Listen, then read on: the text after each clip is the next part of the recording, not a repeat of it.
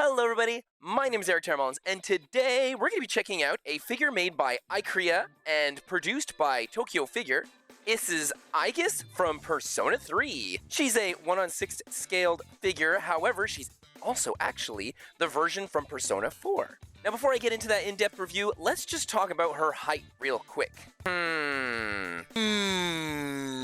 This is Alters Baltimore. She's a 1/7 figure. And based off of her height in the video game, this is extremely accurate. However, standing next to this 1/6, you'd be thinking, my goodness, they almost look like they're the same height despite her being a 1/6. Aegis in the video game is 163 centimeters, and with the scaling of this 1/6, that's extremely accurate, taking into account the extra bit of height she gets from her base, of course. So this figure is properly scaled, despite these two standing next to each other seeming somewhat similar. Now I have a lot to say about the price point of this figure, but I'm going to get more into that during my final thoughts at the end of the review. There's also one part of this figure that is a mistake. They forgot to do something. It was kind of important in my opinion, and it's disappointing that it's not on here. But we'll get into that a little later. And now to get into the review. Oh wait, I actually have the unboxing for her as well, which you can always see right now. Let's get this box open. Today I'll be opening her up with my Spyderco smock. I am not in any way affiliated or sponsored by this company, I just like cool and unique knives. The Emmy card. That's a big box. But before I pull out the figure in question, I also got myself a fancy, lovely new hat. Honestly, I didn't know what to expect for the shaping of this hat, but I'm a super huge fan of Macross. I really, really love it. So when I saw that they were making an SDF-1 UN Spacey hat, this was like, I just thought it looked so pretty. I'm a fan of hats that pop up in the front. I was a little scared it was gonna slouch back. Anyway, this looks really fantastic. I can't wait to try it on. Oh, here we go. Here we have P4 Super Ultra Mega Zoobity Dap Doop Bibbity Bop Adventure. I mean, she's originally from Persona 3, but this is the Persona 4 edition. In front of the box, we get a lovely window. I love the cutout on the front, how it's not just a simple line, it looks all busted up. On the left side, we get her backside, and on the right, we get her front. While on the back, we get a couple of key features to look at, along with multiple warnings. And the top also has this explosion-y effect, which is just lovely. Having the top and the front open is really great because whenever you have lighting going through the top, you can see the figure really well. This is a very lovely box. Let's get her open. Woo! It has that new plastic figure smell, and oh my gosh, it's so strong. Oh my gosh, it's so strong, what the heck? This is the insert of the box, and it is absolutely beautiful. What the heck? Look at this. I love character design and schematics, and this is just gorgeous. One sheet of instructions that were buried by everything.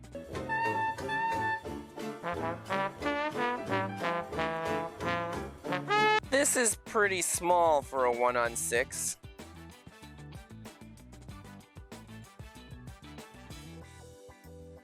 I guess she's a somewhat tiny character. It is a very pungent odor. It's so incredibly overwhelming. Look at that, it comes with like a little flute. This is the magnet in order to activate or deactivate her lighting. Look at this base. Nice heft to it. Definitely weighted. Ooh, I love these little feet. That's really my thing right there. Little stilted feet, I adore it. Okay, I gotta be careful here. Seems like it's way too long to be able to go into that really strong angle.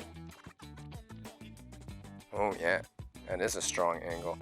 Seems like she's in there very well with an extremely long peg, so I'm not too worried about her leaning. But this is a new company, and I can't be sure of that. So if ever she does lean, expect to see a video about that in the future. I wonder how far in the future that would have to be. Hopefully I never have to make a video like that. So her unboxing was extremely simple. The fact that she all comes in pretty much one piece is fantastic.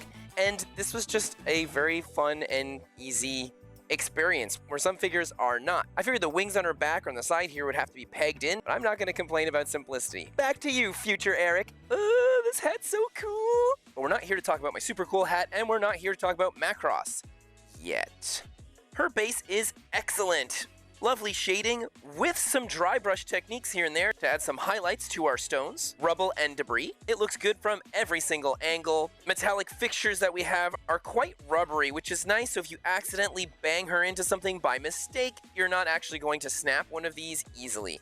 The same can be said for all the fixtures and even the base itself. It doesn't feel like the most hardest of plastics, it feels kind of soft. I love the texture, scratch marks, and damages that we get on these red parts, though personally I think I would have put a somewhat metallic sheen to them. This way they would have stood out from the rocks. As it is, everything really seems like it's the same kind of texture, with the exception to these little metallic screw frames here. I don't know what they're called exactly, because unfortunately I don't know anything about construction. From underneath we have the classic little logos. It's really simplistic. 3 little stands to go with the over beveling that we have of the rock design, and it's got a nice hefty weight to it, so at no point do I feel like it's gonna fall over with her on it. She wobbles just a little, however, this is enough. This base is really malleable. And if you saw my unboxing, the peg that goes into it is really long and it goes in there very well. However, I'm worried that it's not a different type of plastic that it's being pushed into. And because this plastic is soft, I definitely feel like over the years she might have a leaning problem. But she is very well fixed on there, so I guess as long as you're not putting her in a place where she's shaking consistently, you should be okay, hopefully. Her feet are these adorable, cute little stilts. We have a lovely darker shaded gradient going from the bottom and from the top. The whole thing feels like that matte roboted painted look. I tried to get a decent picture of underneath her foot. It's just matte, no tread, no design, no cool robot anything. This is a bit disappointing, but I'm not 100% sure of how her character design looks under the feet in the game, so it's possible that it's accurate.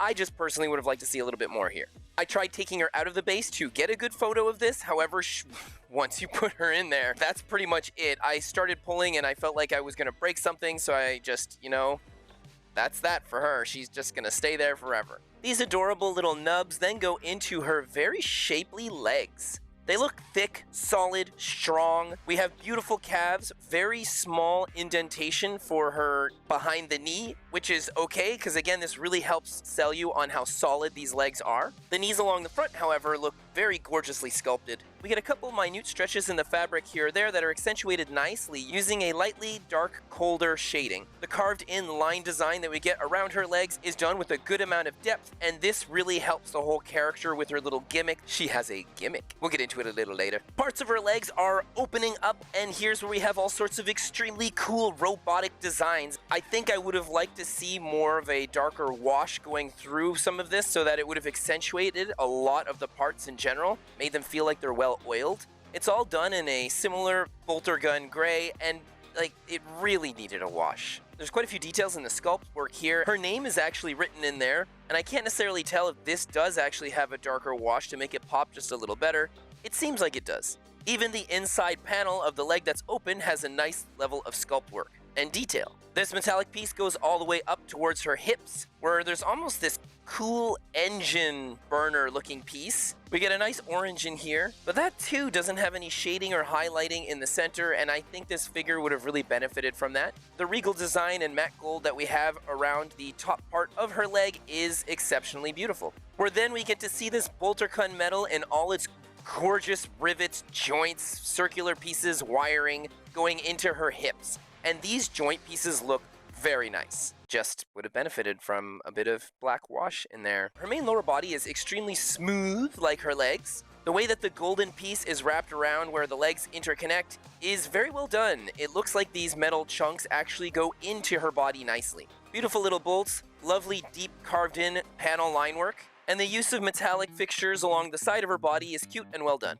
We have a lovely level of shading on the front where everything is very soft but seems somewhat darker here or there, where this doesn't necessarily wrap around as well when getting into the side of her body and going into her behind. You can actually see where it shades and then it just cuts and then it's lighter. This is the sort of thing I wouldn't necessarily be so forgiving of on a figure that wasn't a robot with such heavy panel lining. The shading going from the front to the back could have been just a little more seamless. Her behind is very well sculpted. I love the pulls that we get in the fabric here. Everything just looks like it's really housing a metallic frame in the inside well. And then we go up into her lower back where this piece actually pops right off. her lower back's shading and stretches in fabric work pretty nicely with everything else that we have going on here, especially considering the fact that it pops right off. It's being held together with magnets, and this is where you insert your little battery.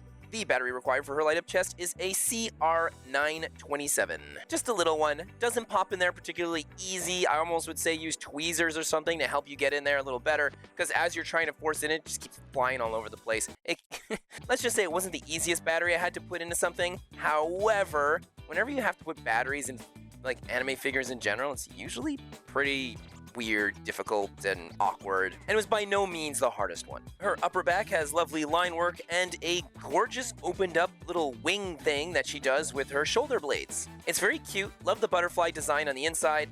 I'm a really big fan of fairies and butterflies and creepy designs, so I enjoy this quite a bit. Spinning around to see her chest, we have the lovely opened parts here as well. Finally, we get a little bit of difference in types of colored metals, which is lovely because that lighter silver really helps accentuate that darker bolter gun metal.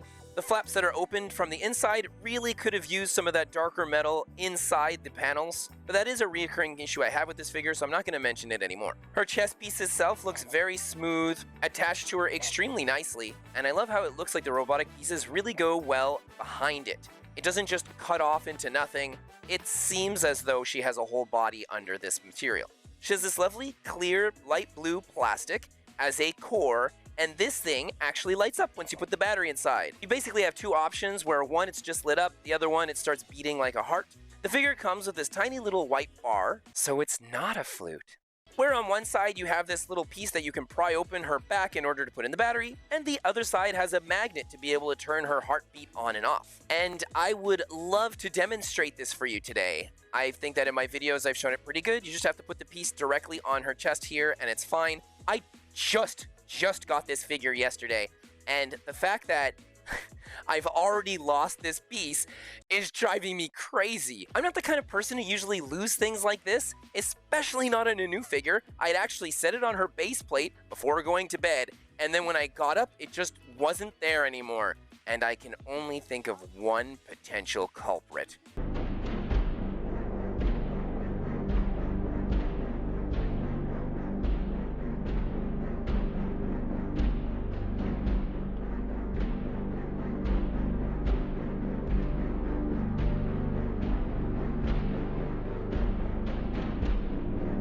But Miri is usually such a good girl, and I've never seen her chew or knock over any of my figures ever, and I have so many. So this is quite the surprise to me, especially since I've got them like all over the apartment.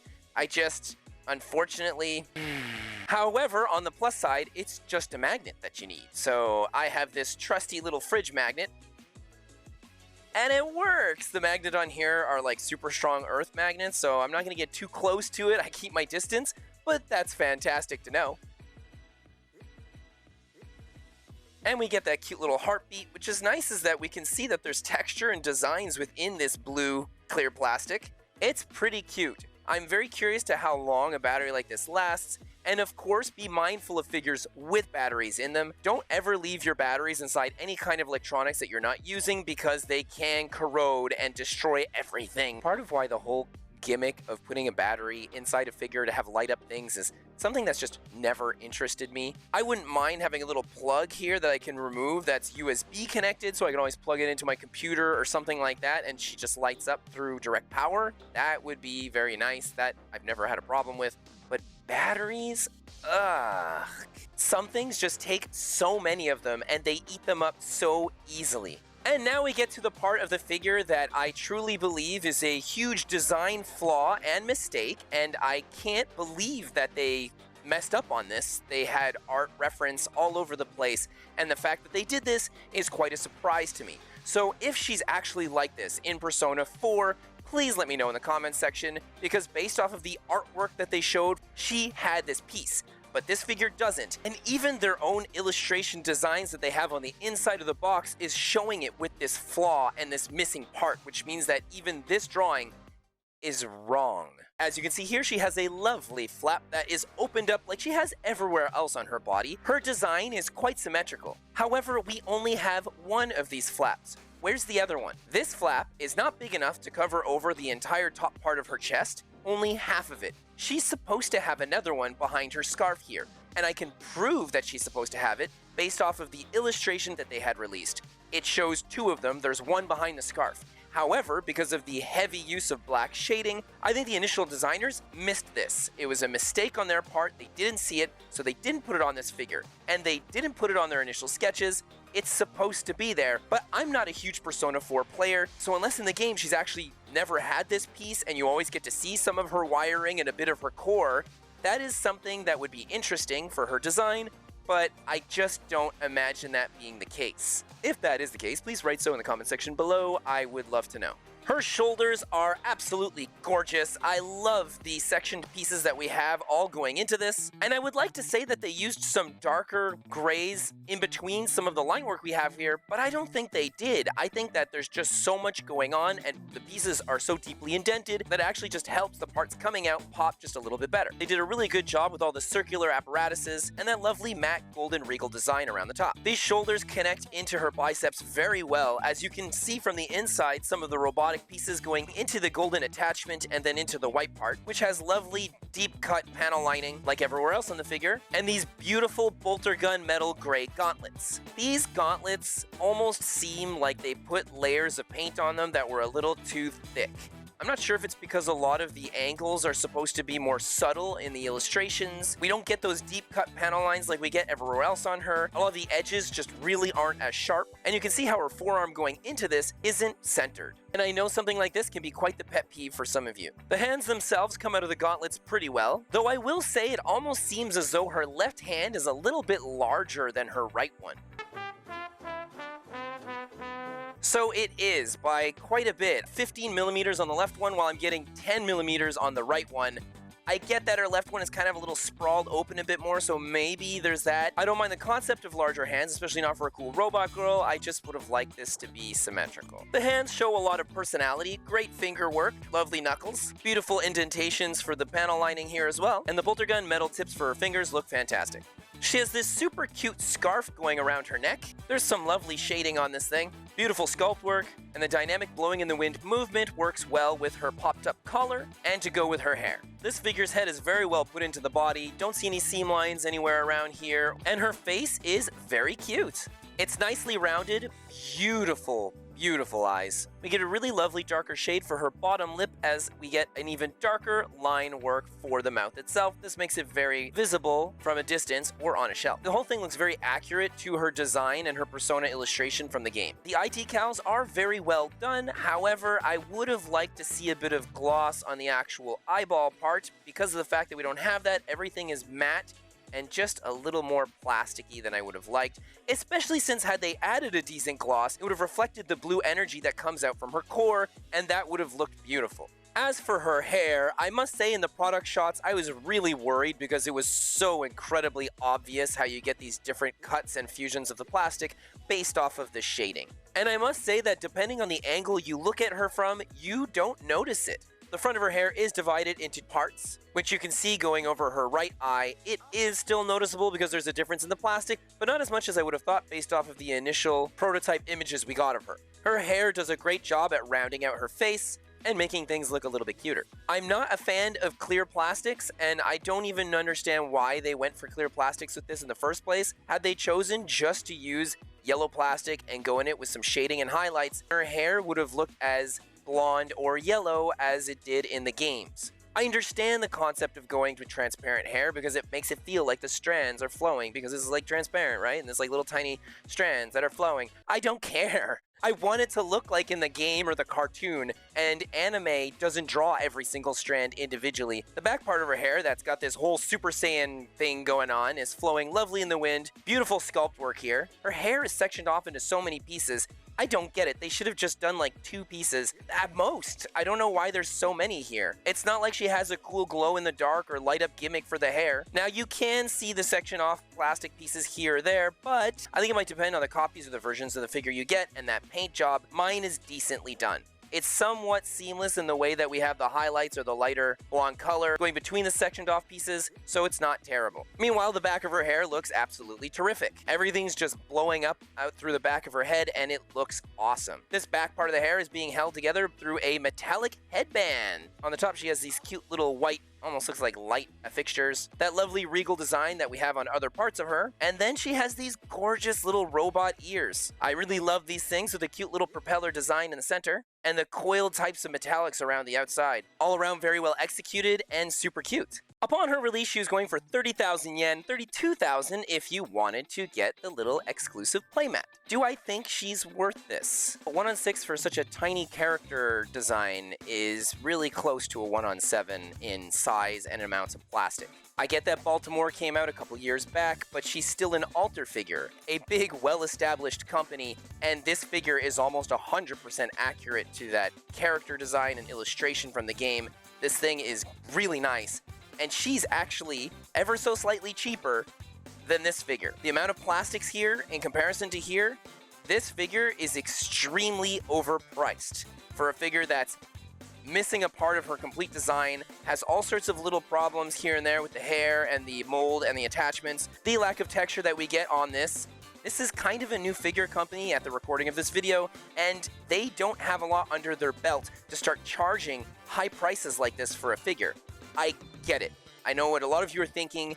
It's a new company. They need to start making some money in order to help make them make better figures down the road. However, as somebody that's written, illustrated, and self-published their own manga comic for the past 10 years, I can tell you that's not usually the best way to go. Tokyo Figure isn't necessarily in direct competition with Alter, especially if you start selecting different figures as what you're going to create over the years. They should have charged less for this, maybe even taken a bit of a loss in selling her, so that way more people would have bought her, and the slight blemishes or mistakes to detail would have kind of been more passable. And you would have sold a bunch, and I get it, you're kind of in the negatives, but it can take up to 5 years for your company to start becoming in the positives. Don't just get out of the gate trying to charge people right away so you hit that positive immediately. Because unfortunately, when you do something like that, you tend to lose trust with your customers right off the bat at the beginning, and you don't want that. This is an easy purchase at 20,000 yen. The second you're starting to go over that, it all depends on how much that you love Aegis and how much you're willing to go for her, because there are quite a few Aegis figures out already. So you have your pick. Getting something like this seems very statuesque, and the base and everything, she's very imposing looking from a shelf, very gorgeous. I just think that she's far too expensive for what you're getting, and the few issues I have with the figure that I wouldn't even call quality control, because it comes from the initial sculpt and the initial design. This is one of my favorite figures of all time. She is so amazing. So I kind of feel bad comparing her to something that is really one of my top 5 figures. However, it's just the price and what you're getting for this figure in comparison to this. This is just not an equivalent exchange. Aside from that, she is very imposing, and having everything opened up like this and getting to see all the robotic parts inside is cool. So I guess it all depends on how much you love this figure. If you're not 100% sold on her after seeing my review, maybe you could watch a couple of other reviewers, and maybe even go on my figure collection page just to see some extra photos and angles of this character. Because I feel like a lot of her product shots don't give her justice. I do think she's nicer than what you're initially seeing. However, once I have her in hand, all the little hiccups here and there are definitely a detriment to her, especially the price point. She is much too expensive for being this size. I was expecting her to hit that 1/6 scale, just be a little bit larger, have more going on. And the fact that they added a light to her to say, oh, that'll give us the reasoning behind her high price point, that light is... How many of you are going to light up your figure and just leave them lit up forever in your display cabinets? Probably never, and you're not going to leave a battery in there. So usually these cool little gimmicks, they just end up going to waste, and they're only good for taking a quick picture here or there, or if you have friends and family coming over to your house and you want to light it up in a corner so that, you know, it really becomes a lovely showpiece. She works well for doing stuff like that. It's just so gimmicky, and I'm not a fan. I would rather they had not had any of that in her. Maybe they could have put some light piping throughout her hair so that it lights up going through the transparent hair to get to her core. Or perhaps instead of that, they could have just lowered her price. If you like my video just a little bit, it doesn't cost much to shoot that like, squeeze that subscribe, and ding that notification bell. It goes a crazy long way at helping support my channel, and I really appreciate it. Have an amazing rest of your day, and I'll see you next time. Bye! Full disclosure, I've never played a single Persona game in my life. I know! What the heck? I flippin' love a ton of the designs to the game. I find they're so pretty. And Aegis over here, Aegis? Aegis? It's supposed to be pronounced Aegis, but in the game, for somebody who's never played it, but I did do my homework, the English dub pronounces her name as Aegis, so I guess that's how I'm supposed to pronounce it. It's sort of like a Steven or Stefan sort of thing. Like, those names are spelled the same way, but just pronounced differently. Where was I? Oh yeah, so I've never played a Persona game in my life. I've actually owned Persona 5 3 times, but I never got around to playing it. So I get the special edition versions where then I would end up just letting them go because of the fact that I just don't have the time to play a game that is that demanding, despite loving so much about it. I think I listened to the Persona 5 soundtrack on a fairly regular basis. I'd even gotten her super cute Nendoroid years ago when it was first released just because I love her design so much. And you know what I think her fingers could have used? Maybe the bullets, because I think that she can shoot bullets from her fingers. Like, I've got little energy coming out of this tiny, cute little Nendoroid here. So, they should have maybe put the gun there, or maybe on her left hand, so that way the fact that it's a little bigger, it might have been cooler having the bullets there, thinking, oh, maybe it, like, everything, like, splits open and gets larger. This is all stuff I could imagine for a robot where most of her intricate robotic work is all underneath this, like, material skin, I guess you could call it. Yeah, that's skin.